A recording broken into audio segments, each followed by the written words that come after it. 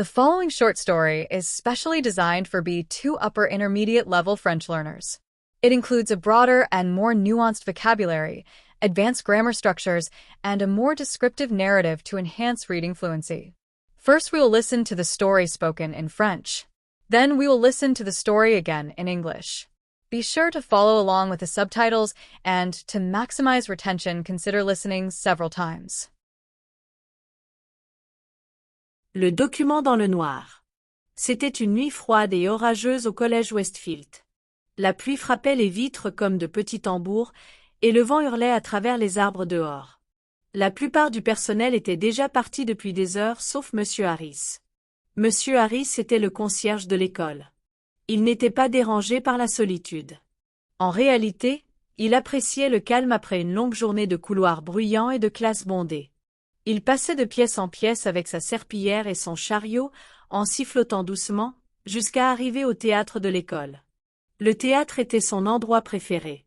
Il était ancien, probablement la partie la plus vieille de l'établissement et plein de souvenirs. Il avait vu des dizaines de pièces d'élèves, de concerts et de discours, toujours dans l'ombre des coulisses. Ce soir-là, il devait nettoyer sous la scène, un endroit rarement touché, sauf lorsqu'un décor roulait trop loin. Monsieur Harris déverrouilla la porte latérale et entra. Le théâtre était plongé dans l'obscurité, à l'exception d'une lumière de secours au-dessus de la sortie. Le tonnerre grondait dehors tandis qu'il allumait sa lampe de poche. La poussière dansait dans le faisceau alors qu'il s'avançait vers la scène. Il se baissa et se glissa dessous. L'air y était épais, avec une odeur de bois ancien et de décors oubliés. Il balayait lentement, repoussant des débris derrière les boîtes de rangement et tirant des objets, de vieilles chaussures, un projecteur cassé, même une épée en plastique. Puis, alors qu'il s'apprêtait à repartir, sa lumière accrocha quelque chose d'étrange, une enveloppe. Elle était coincée entre deux poutres en bois tout au fond. Curieux, Monsieur Harris tendit la main. L'enveloppe était jaunie, fermée avec un sceau en cire rouge. Elle semblait intacte depuis des années. Aucun nom, juste une date, 12 mai 1974. Il hésita un instant, puis l'ouvrit prudemment. À l'intérieur, une lettre pliée écrite à la main en cursive, et une feuille plus petite, un certificat officiel, apparemment. Il s'assit sur une vieille caisse en bois et lut la lettre. À celui ou celle qui trouvera ceci. Si cette lettre est entre vos mains, alors l'histoire de cette école a encore de l'importance. Vous trouverez ci-joint l'acte de propriété original du collège Westfield, signé par les fondateurs de la ville. Il devait être conservé dans les archives de l'école, mais j'avais peur qu'il soit oublié ou pire, volé. Veuillez le remettre au bureau du directeur. Ce document prouve que le terrain de l'école doit toujours être utilisé à des fins éducatives. Il ne peut pas être vendu, peu importe l'offre. Merci de protéger l'avenir. CL. Monsieur Harris resta figé. Il retourna la deuxième feuille. C'était bien l'acte, un certificat officiel, écrit à la main, tamponné du sceau de la ville. Il se souvint d'une conversation de la semaine précédente. Quelqu'un du conseil municipal était venu voir le directeur, et les professeurs murmuraient dans la salle des profs. Des rumeurs disaient qu'une entreprise voulait acheter le terrain pour y construire des appartements. Si ce document était authentique, il pouvait tout changer. Le lendemain matin, Monsieur Harris attendit devant le bureau de la directrice, l'enveloppe à la main. La pluie avait cessé, mais le ciel restait gris. « Monsieur Harris ?» dit Madame Dillard, surprise de le voir si tôt. « J'ai trouvé quelque chose hier soir, » dit-il en tendant l'enveloppe. Derrière la scène. La directrice lut la lettre, puis l'acte. Ses yeux s'écarquillèrent. « Où avez-vous trouvé ça, exactement ?»« Sous la scène. »« Bien caché. » Elle s'assit et relut les documents en silence. Enfin, elle leva les yeux. « Cela pourrait tout changer ?» dit-elle. Une semaine plus tard, l'école annonça que la vente du terrain était annulée. Le document avait été authentifié et était désormais exposé dans une vitrine dans le couloir principal. Les élèves passaient devant chaque jour, sans savoir qui l'avait trouvé, ni à quel point ils avaient failli perdre leur école. Mais Monsieur Harris, lui, savait. Et parfois, en passant avec son chariot et sa serpillière, il souriait non pas parce qu'on l'avait remercié, mais parce que l'école, comme ce document, avait été protégée dans l'ombre, puis ramenée à la lumière.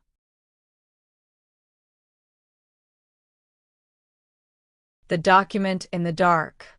It was a cold, stormy night at Westfield Middle School. The rain hit the windows like soft drum beats, and wind howled through the trees outside. Most of the staff had left hours ago, but not Mr. Harris. Mr. Harris was the school janitor. He didn't mind being alone. In fact, he liked the quiet after a long day of noisy hallways and crowded classrooms. He moved from room to room with his mop and cart, whistling softly until he reached the school theater. The theater was his favorite place. It was old, probably the oldest part of the school, and full of memories. He had seen decades of student plays, musical performances, and speeches from behind the curtains. Tonight, he was there to clean under the stage, a place rarely touched unless a set piece rolled too far back. Mr. Harris unlocked the side door and stepped inside. The theater was dark, except for a single emergency light above the exit. Thunder rumbled outside as he pulled out his flashlight. Dust floated in the beam as he walked toward the stage. He crouched down and crawled under. The air was thick and smelled like old wood and forgotten props. He swept slowly, pushing debris out from behind storage boxes and dragging out old shoes, a broken spotlight, and even a fake sword. Then, just as he turned to leave, his flashlight beam caught something unusual, an envelope. It was wedged between two wooden support beams in the very back corner. Curious, Mr. Harris reached for it. The envelope was yellowed and sealed with a red wax stamp. It looked like it hadn't been touched in years. There was no name on it, only a date, May 12th, 1974. He hesitated for a moment, then opened it carefully. Inside was a folded letter written in cursive handwriting and a smaller sheet, what looked like an official certificate. He sat down on an old wooden box and read the letter. To whoever finds this, if this letter has reached your hands, then the history of this school still matters. Enclosed is the original land deed for Westfield Middle School, signed by the town's founders.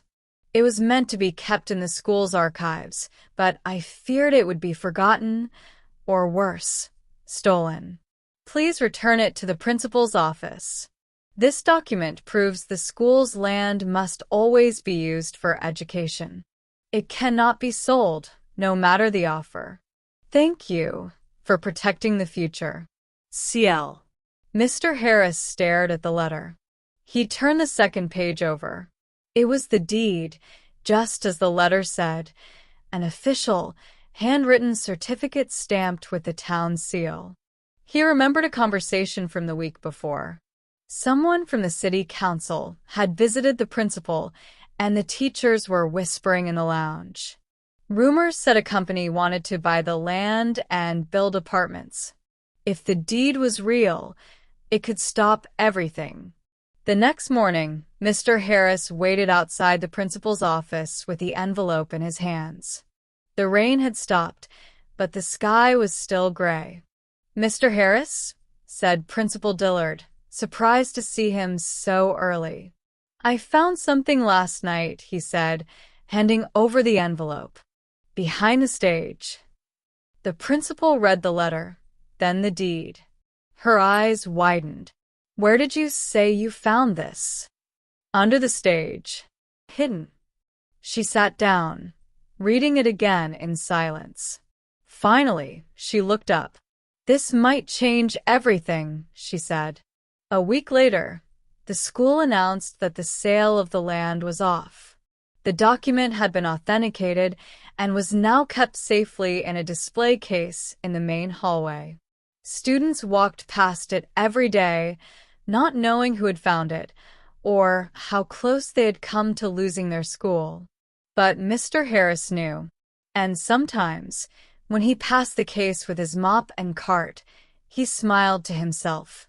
Not because anyone thanked him, but because the school, like that document, had been protected in the dark and brought back to life. We hope you enjoyed this French short story. If you're looking to improve your French language skills, check out the following educational materials available for sale on Amazon.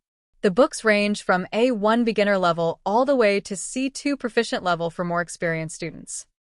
We also have some daily exercise books, phrase books, themed short stories, and kids books. We have a large French selection, so head on over to Amazon if you're interested and check us out.